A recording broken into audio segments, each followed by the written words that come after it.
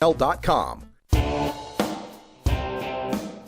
can't handle the truth. Entirely legitimate topic for debate. You have offended my family. Hey, this is great, man. And you have offended a Shaolin temple. One major responsibility is to encourage people to use less drugs. I know nothing. I support a change in law to end federal criminal penalties for possession of up to 1 ounce of marijuana. We don't need no stinking budget. Homosexuality, immorality in general. Down the centuries, you have blurred the meaning of the words we, the people. Be warned, this is not your mother's marijuana. You could ask yourself a question. Do I feel lucky? Well, do you, punk? I want to ask you a bunch of questions. I want to have them answered immediately. Surely you can't be serious. I am serious. And don't call me Shirley. Radical Rant. How should medical marijuana and legal recreational marijuana coexist? That's the question before us in 5 U.S. jurisdictions now: Colorado, Washington, Oregon, Alaska, and the District of Columbia, which all began by passing medical marijuana laws in the 90s. And that's right, D.C. passed theirs in 98. It didn't go into effect until 2010, but it is actually passed in 1998. So these states have all had medical marijuana since the 90s and now have recently passed recreational marijuana. And the way it's unfolded in Washington and Colorado leaves some people in the medical side very worried about how things will unfold in Oregon, Alaska, and D.C. Now, in Colorado, it's not been as much of a problem. In Colorado, they've had a situation where their medical marijuana enforcement division, and for that matter, their entire medical marijuana system, was very tightly regulated and highly commercialized. By 2009, they'd opened up medical marijuana dispensaries, and by the time 2012 came around to vote on legalization, there were dispensaries everywhere, especially in Denver, and people could, get used to the idea of medical cannabis commerce. But what happened with Colorado is the framers of Colorado's Amendment 64 made sure that the medical industry that was already in existence got first dibs at the recreational licenses. You had to be a medical licensed facility to get your recreational license at first. And this led to something very interesting in that there were 2 completely separate and parallel cultivation and distribution systems for a fungible product. You had medical marijuana, where they'd have medical marijuana mother plants that would make medical marijuana clones from which they could harvest medical marijuana buds and sell them in medical marijuana dispensaries. And then you had recreational marijuana mother plants that made recreational marijuana clones that would produce recreational marijuana buds that you could sell in recreational pot shops. Now, the 2 plants might be the same exact strain, might both be White Widow, and both mothers could have possibly come from the same cultivar at some point. But the way Colorado's legislation worked out was to create 2 completely separate systems, to the point where many of these shops, these dispensaries, would open up with 2 separate doors, a medical door and a recreational door, to go into the same building, to go to the same counter that was separated by a partition, one side medical, one side recreational.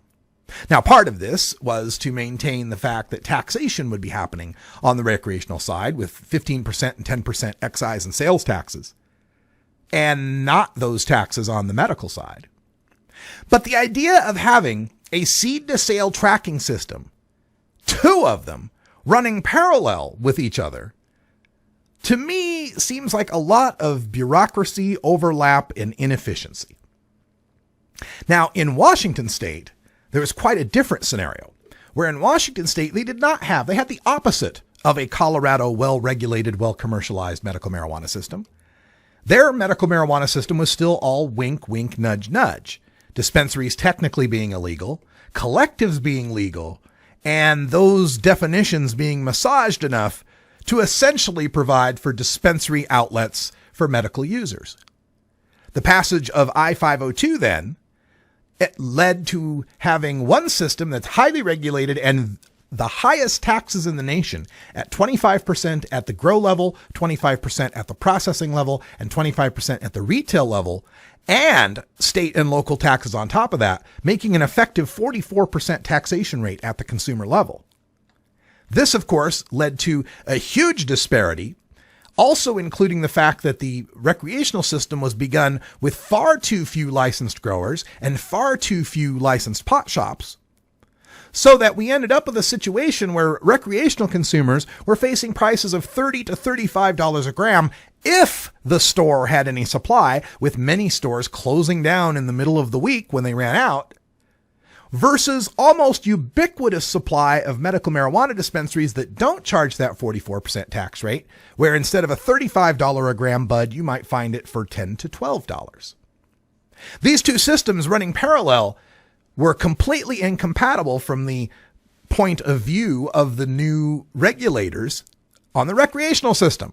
How in the world would they ever get their $35 grams to sell, and how would they ever capture the majority of the marijuana market if it were so easily undercut by the unlicensed medical market in Washington state? This caused the legislature to propose some dramatic and sweeping changes to medical marijuana in Washington, much to the objection of the medical marijuana community. Now, fortunately, those things did not go through the last session, but they remain on the table to possibly be addressed in the next session. So that leaves us with a question. How should states roll out medical marijuana or roll out recreational marijuana if there already exists a medical marijuana system? Now, I posted these questions and some of my points of view on Facebook over the weekend, and I received many complaints, comments, some very angry and hateful at me for even daring to suggest this. And to be fair, I understand why.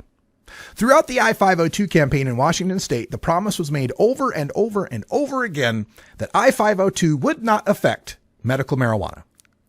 And then when I-502 passed, there were all these calls for great changes to medical marijuana that would eliminate most dispensaries, that would have really devastated the medical marijuana program as it currently exists. There were similar promises with our Measure 91.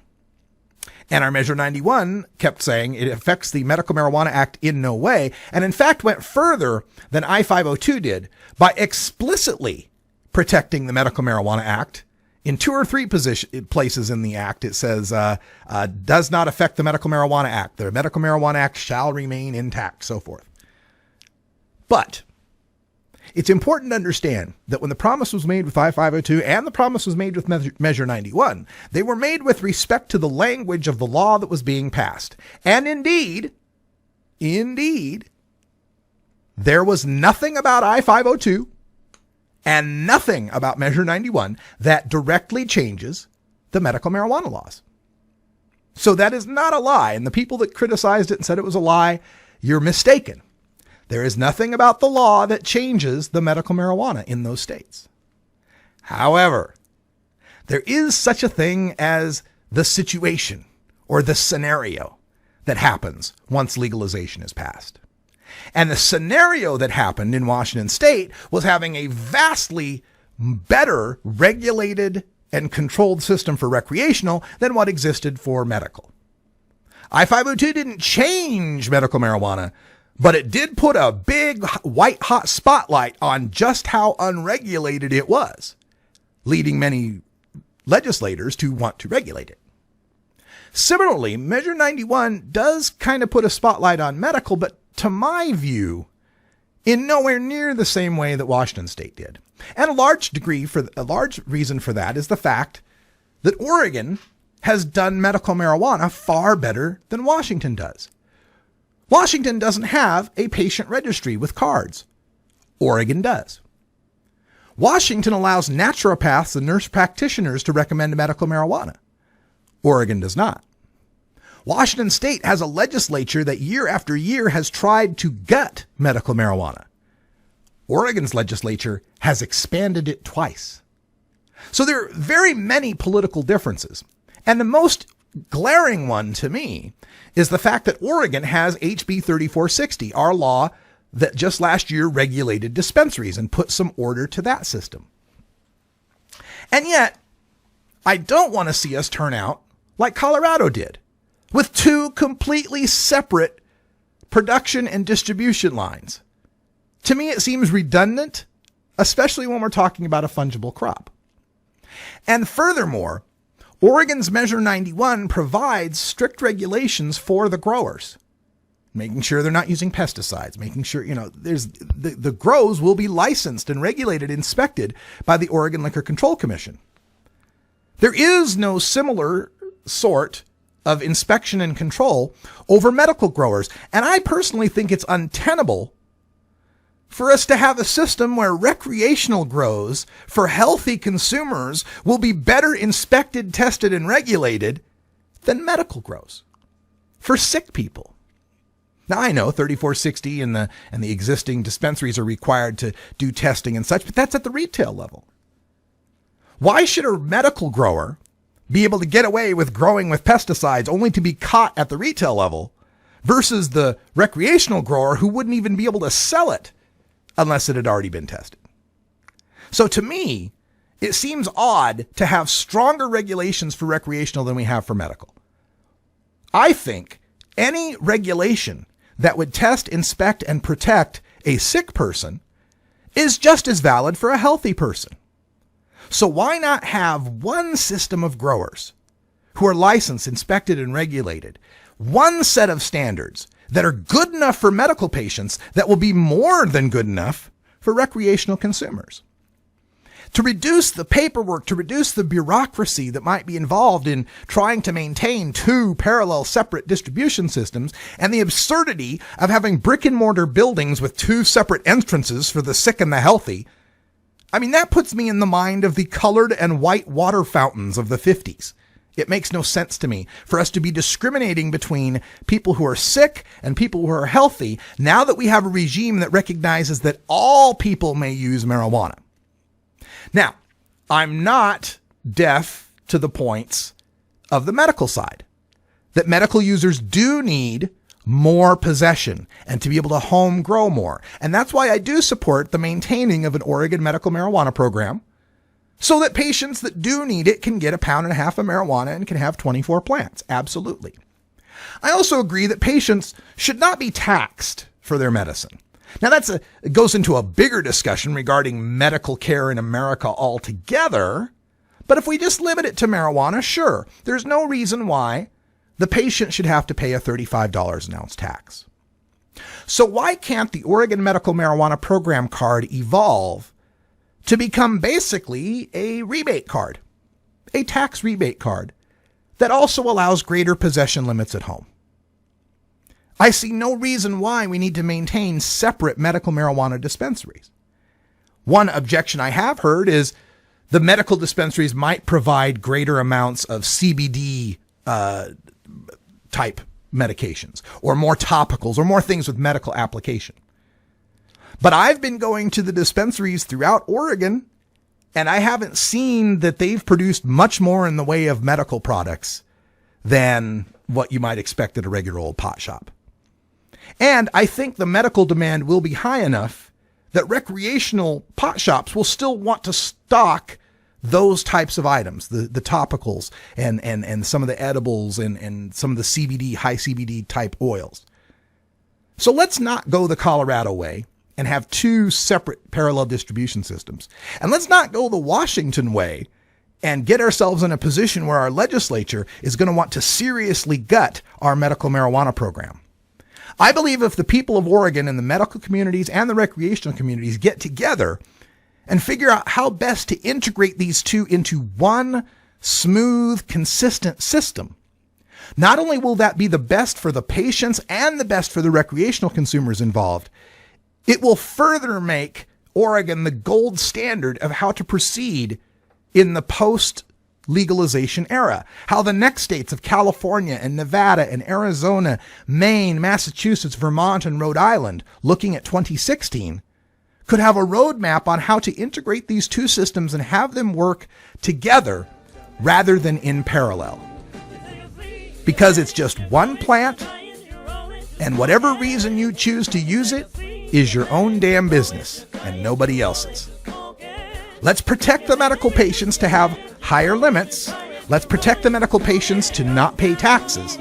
But I see no reason why we should maintain two separate production and distribution systems.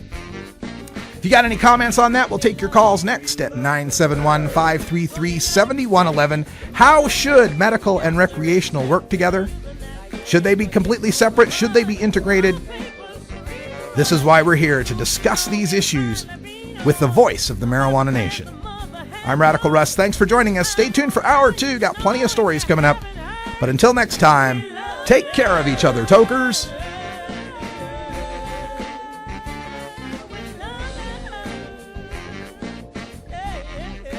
This is the Russ Belville Show. The Russ Belville Show is blogging and podcasting daily at radicalruss.com. You take a seed, you plant it, you grow it, you